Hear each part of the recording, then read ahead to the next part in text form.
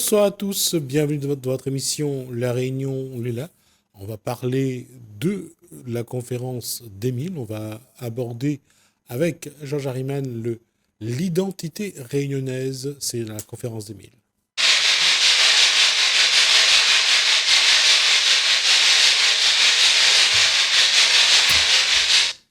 Bonsoir Georges Harriman. Bonsoir. Vous êtes un des parties prenantes dans cette conférence d'Émile. Vous allez discuter de différents thèmes.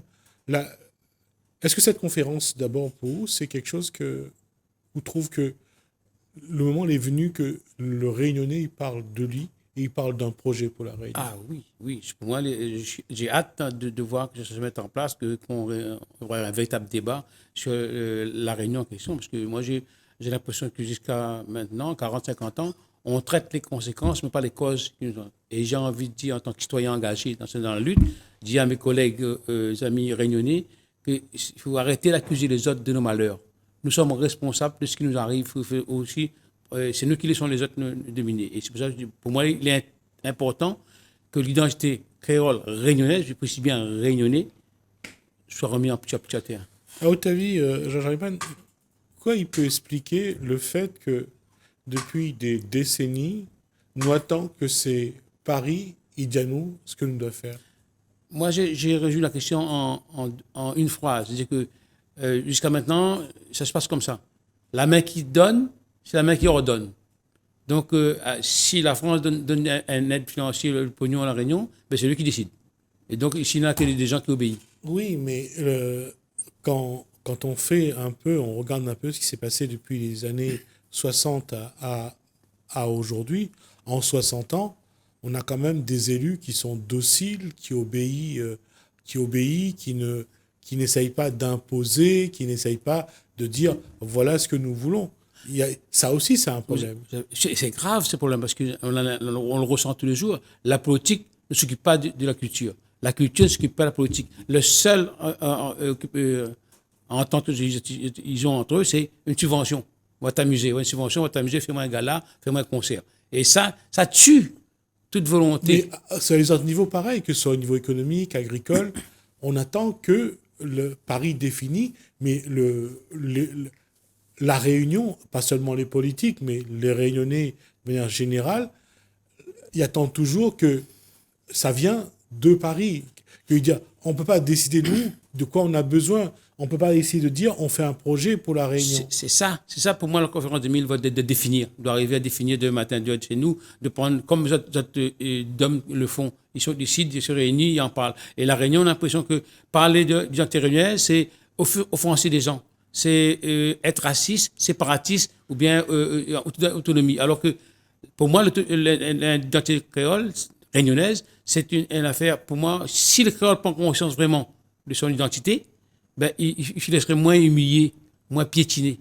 Et donc, parce qu'aujourd'hui, j'ai l'impression que le réunionnais en question, moi compris, on a renié toutes les valeurs de notre identité. Toutes ces valeurs, la tolérance, la solidarité, l'entraide, on a réduit l'identité créole au maloya, à la langue créole, et puis un peu au culinaire, encore au massacre culinaire. Donc tout ça, en train de foutre tout le camp, et moi je me lève contre tout ça. Et je dis aux Réunionnais, il est temps aujourd'hui de venir, de participer à cette conférence 2000. On ne demande pas aux gens de venir parler de politique, on ne demande pas de parler d'autres sujets, son devenir.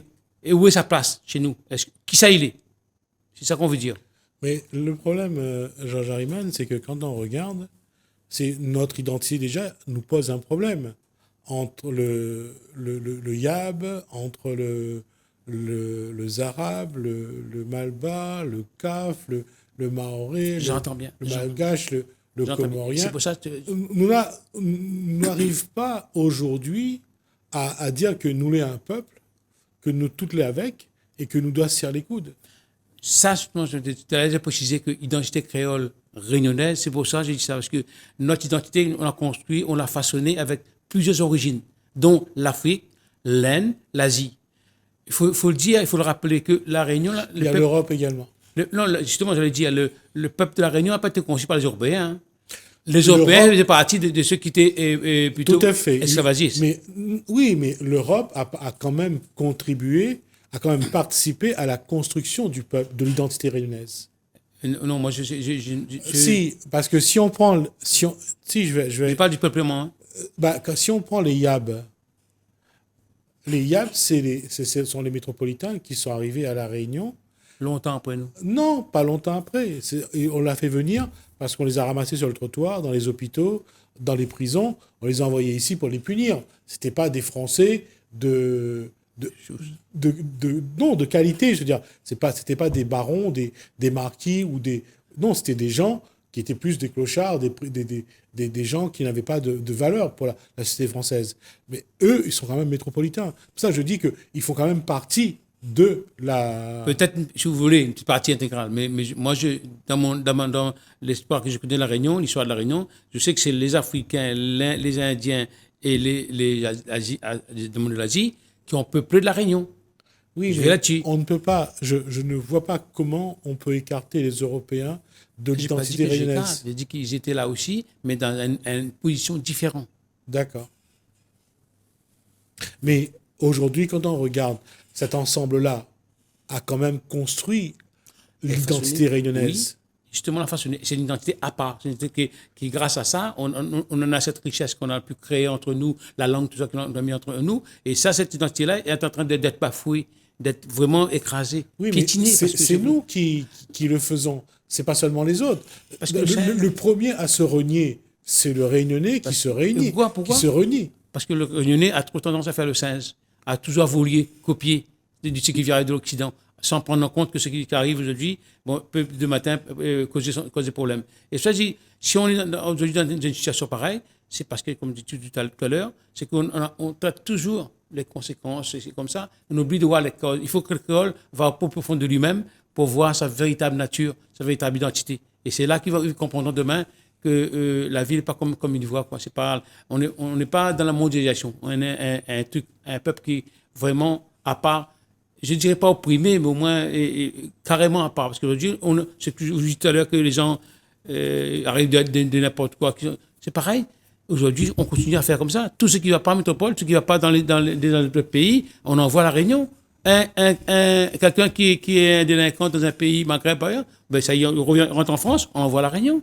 On est encore comme ça, cette vision-là, la Réunion. Et ça, c'est grave. Regarde, moi, je ne vais pas plus loin. Et quelle que soit l'origine, j'ai cru comprendre que tous les mauvais prisonniers de Mayotte, on envoie à la Réunion. Parce qu'on ne peut plus le traiter. Non, parce qu'ils n'ont pas une cellule adaptée à ces prisonniers-là. Alors que la prison de la Réunion a les moyens de gérer ces prisonniers-là. Pourtant, Mayotte est un département comme la Réunion, comme le département français. Oui, mais son développement n'est pas encore arrivé à ce niveau-là. Si la France n'est pas capable d'adopter un département, il ne prend pas le devant, il faut, dès maintenant, s'il n'est pas capable, il dit non. Aujourd'hui, quand on regarde, que ce soit les Mahorais, les Comoriens, les Malgaches, toutes, ça, ce sont des îles environnantes. C'est un ensemble avec j'allais dire que ce soit les descendants d'esclaves, les Arabes du Gujarat, les Indiens de l'Inde, les Malbars de l'Inde, C'est pas un problème? Non, il n'y a pas de problème. Mais justement, comment faire aujourd'hui pour que cet ensemble-là... Aujourd'hui, il faut ajouter ceux qui viennent d'Amérique du Sud. Il y a plein... Il y a un monde là. L'identité réunionnaise continue à évoluer. Voilà, mais il évolue dans le mauvais sens. Parce qu'il est en train de s'imprimer de ce qui vient d'ailleurs, au lieu de garder ce que nous avons créé ensemble. C'est ça qui est grave. Nous avons créé un truc ensemble en commun depuis X années, depuis notre naissance. On a dû s'en mêler chez nous. Et là, les gens qui arrivent d'ailleurs imposent une certaine vision sur nous. Et c'est ça, et les Réunionnais s'écrasent. Ils s'écartent. Ils laissent toujours l'autre prendre position. Et là, après, en catimini, entre eux, ils creusent, ils critiquent. Je dis, arrêtez maintenant, mettez-vous ensemble, rejoignez la conférence des 1000 pour en parler. Non pas parler contre un tel, contre les oreilles ou autre. C'est juste dire, les oreilles qui viennent à la Réunion, ou d'origine qui vient à la Réunion, doit respecter notre identité, non pas n'importe la sienne. Oui, mais aujourd'hui, dans ce monde qui évolue, où les gens se métissent, se mélangent, comment faire pour, d'une part, continuer à évoluer et faire ce que vient de dire Georges Hariman, préserver aussi le socle de l'identité réunionnaise? D'abord, pour mettre l'histoire de la Réunion tout le monde comprend, informer les gens sur l'histoire réelle de la Réunion. Parce que j'ai l'impression que d'autres personnes qui arrivent à la Réunion, qui découvrent la Réunion, ben c'est moderne, c'est nouveau. La Réunion était française depuis X années, depuis plus de 300 ans. On est français. Et l'histoire de la Réunion n'est pas connue. S'ils avaient connu cette histoire, peut-être qu'il y aura, quand ils débarquent à la Réunion, ils auront une autre vision, ils ne viendront pas comme pour dire, coloniser ou bien pour être le commandant de chez nous. Ils viendraient avec un esprit ouvert. Et la Réunion n'est pas vue comme ça. La Réunion est vue comme un pays tiers-monde, comme un pays pire que l'Afrique, alors qu'on est français, soi-disant. Alors, mais comment le Réunionnais doit vivre son identité?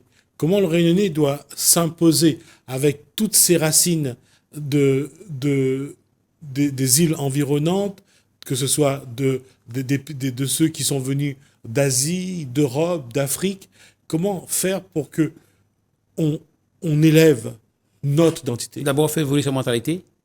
De ne pas toujours juger son prochain, son compatriote, de ne pas toujours culpabiliser, accuser, d'essayer de comprendre la situation de l'un et de l'autre, essayer ensemble de voir comment on peut changer. C'est pas ni moi ni toi qui va à deux personnes ou à un petit groupe de personnes, on va faire évoluer les choses. Donc par contre, faire évoluer la mentalité à travers notre rencontre, nos proximités, conférences des milles, organiser des débats, des réunions où les gens échangent vraiment. Quelles que soient les bêtises qui sortent de leur bouche, parce que des fois, on dit des choses brusques, sans réfléchir. Ça vexe les gens, ça offense les gens. Mais là, il faut savoir écouter. Et j'invite ceux qui font la Réunion, qui vivent la Réunion. Si vous avez venu à la Réunion, vous avez investi la Réunion, vous avez travaillé à la Réunion, donc vous aimez quelque part la Réunion.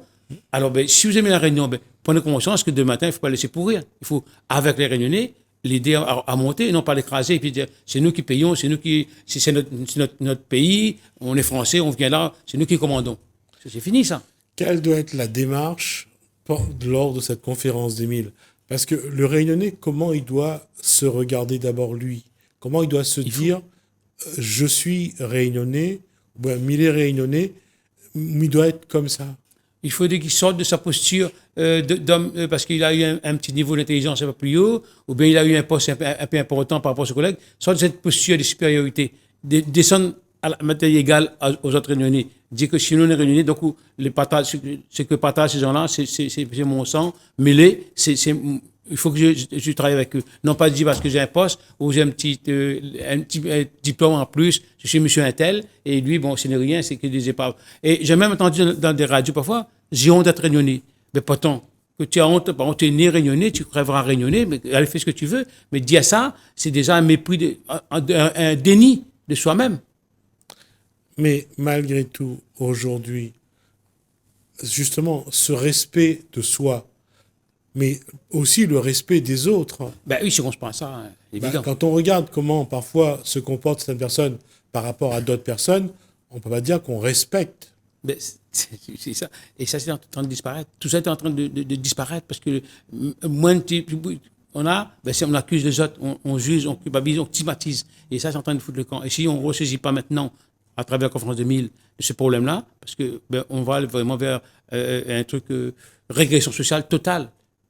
Totale. Mais est-ce qu'aujourd'hui, après 40 ans de consommation forcée, parce que la consommation a été vraiment l'élément qui a explosé depuis 1980, et même avant d'ailleurs, est-ce que le Réunionnais, c'est un petit peu son traumatisme.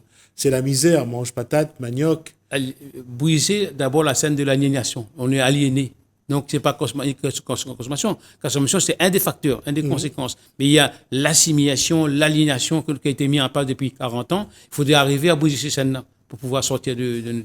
Mais ça, c'est un travail que les politiques n'ont jamais voulu faire. Personne ne veut le faire, parce que chacun a son parti, chacun a son poste, personne ne veut le faire. Je vous l'ai dit, la politique ne s'occupe pas de la culture. La culture ne s'occupe pas de la politique. Donc, il n'y a pas aucun élu actuellement qui parle d'identité créole, il parle Maloya ou fait la musique, tout comme ça ne veut rien dire, ça, c'est pas ça le vrai fond de débat. Le fond de débat, c'est que, est-ce que moi, en tant qu'élu, j'ai une position régionale ou départementale, j'ai envie demain matin de voir la Réunion mieux que ça, de voir mes compatriotes émancipés et avoir au moins une vie digne, non pas une vie de citoyen ou de mendiant à vie. C'est ça qu'il faut que l'élu se dise demain matin. Et moi, je suis là pour ça, pour dire ça.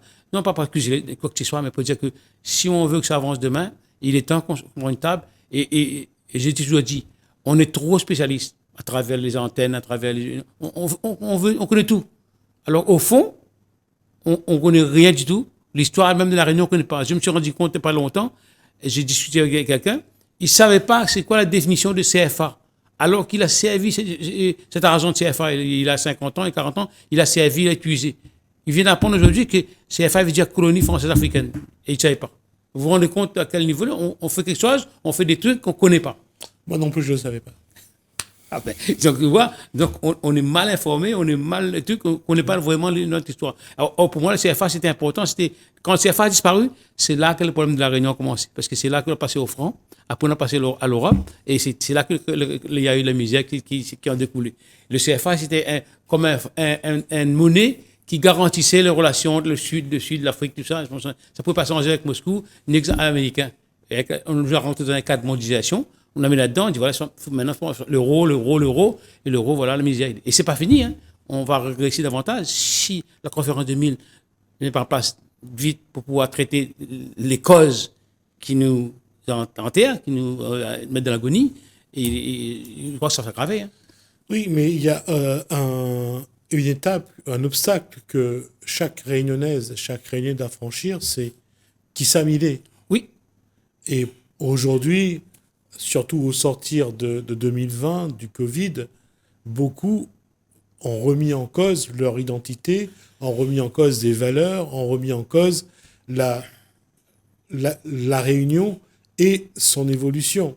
C'est pour ça que je dis que nous sommes plus allés vers le côté du singe pour imiter ce qui arrive d'ailleurs, l'Hexagone, pour imiter les autres et oublier notre identité. Et ça, c'est grave. Si on arrive à surmonter ça et à reprendre notre vie, notre mentalité d'avant, on irait mieux. Mais là, comme tu dis, trop de Réunionnais dévient, renient. C'est un total déni de son identité. Oh, pour l'identité, bon, moi, le Maloya, j'aime pas ça.